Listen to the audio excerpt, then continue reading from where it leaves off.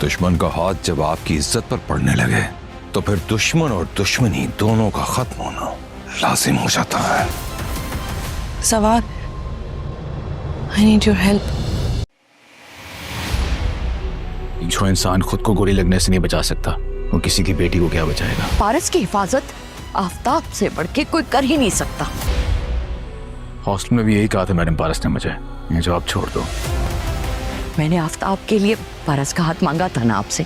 नाजरीन, आप देखेंगे कि जवार ने अब फैसला कर लिया है कि वो छोड़ देगा जॉब मीर बेजाद की, क्योंकि वो कहता है कि जब एक इंसान अपनी हिफाजत नहीं कर सकता तो वो दूसरों की बेटी की कैसे हिफाजत कर सकता है। इसीलिए मुझे ये जॉब छोड़ ही देनी चाहिए, क्योंकि पहले ही पारिस वो उससे नफ़रत भी करती है और उसे कह चुकी है हॉस्पिटल में कि तुम ये जॉब छोड़ दो। इसीलिए वो इरादा करके मीर बेजाद के घर आता है। और इधर आप देखेंगे कि मीर बेजाद तो पहले ही बहुत परेशान है हारून की वजह से, क्यों ने उस हारून ने उससे उसकी बेटी का हाथ मांग लिए थे। अब वो जब कहता है कि किसी दुश्मन का हाथ जब इसकी इज्जत पर पड़ जाए तो उस दुश्मन को और दुश्मनी दोनों को ख़त्म हो जाना चाहिए। इधर आप ये भी देखेंगे कि पारसा बहुत ही परेशान है। जब से उसे इस चीज़ का पता चला है कि उसके फुप्पो उसका रिश्ता मांग रही है तो वो कहती है कि मैं तो एक आंख भी नहीं बाता, मैं कैसे उससे शादी कर सकती हूँ, मैं तो आफताब की शक्ल भी नहीं देखना चाहती। इसीलिए वो कहती है कि जो भी हो